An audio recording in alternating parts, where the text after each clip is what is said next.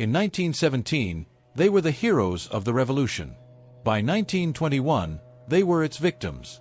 The Kronstadt sailors, once Lenin's most devoted supporters, found themselves on the wrong side of history when they dared to demand the very freedoms they had fought for. This is the tragic story of the Kronstadt Rebellion, one of the first and most chilling betrayals of the Soviet regime. The rise of the Kronstadt sailors. The year was 1917. Russia was in chaos. The old order of the Tsars had crumbled, and in its place, revolution erupted.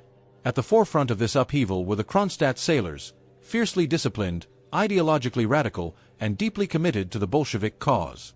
Stationed at the Kronstadt naval base near Petrograd, they played a pivotal role in the October Revolution. It was their firepower and their loyalty that helped Lenin's Bolsheviks storm the Winter Palace, dismantling the provisional government and installing Soviet rule. They believed they were fighting for freedom, for a society where workers and peasants would finally have control over their destinies. For a time, they were celebrated as the vanguard of the revolution. But revolutions, as history often shows, do not always end with the ideals they begin with. The betrayal begins.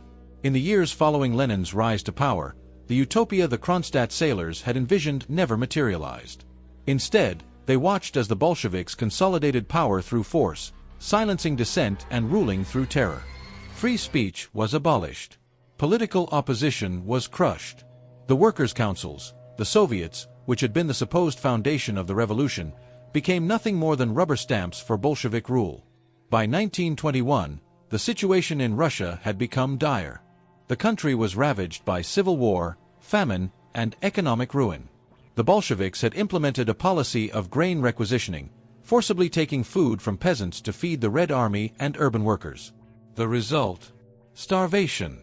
Entire villages were left with nothing, and millions perished.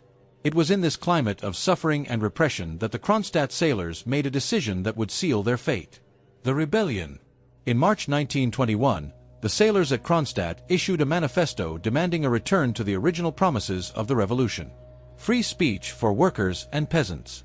Free elections to the Soviets, not controlled by the Bolsheviks.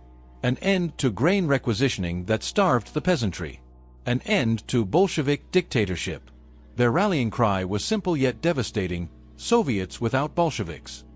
For Lenin and Trotsky, this was not just a rebellion, it was an existential threat. If even the most loyal revolutionaries were turning against them, what did that say about the Bolshevik regime? They could not afford to let this insurrection spread. Trotsky issued an ultimatum: surrender or be crushed. The sailors refused. The massacre at Kronstadt. On March 7, 1921, 60,000 Red Army troops, led by Trotsky, launched an assault on Kronstadt. But the fortress was not so easily taken. The first waves of Red Army soldiers drowned in the icy waters surrounding the base. Those who made it across were met with a hail of machine gun fire. For 10 days, the Bolsheviks bombarded Kronstadt with artillery. Thousands of sailors and workers fought desperately, knowing that surrender meant death. On March 17th, the Bolsheviks finally broke through. What followed was a bloodbath. Over 2,000 sailors were executed on the spot. Thousands more were arrested and sent to the Gulag, where most perished. The symbol of revolutionary hope had become a mass grave. Lenin quickly moved to cover up the scale of the slaughter, branding the rebels as counter-revolutionaries and agents of foreign powers. But no one believed it. The Kronstadt sailors had not fought to overthrow the revolution. They had fought to restore its original ideals. The aftermath and legacy. The suppression of the Kronstadt Rebellion sent a clear message: the Bolsheviks would tolerate no dissent, not even from their most devoted followers. Just months later, Lenin introduced the new economic policy, NEP, a partial return to capitalism. He knew that if he did not ease the repression, there would be more Kronstadts. But the rebellion was a warning of what was to come. Under Stalin, the same brutal repression that crushed the sailors would become the foundation of Soviet rule: mass executions, labor camps, and totalitarian control. Today, the Kronstadt Rebellion is largely erased from leftist history, an inconvenient reminder of the price paid when revolutions turn into dictatorships. A lesson for the ages.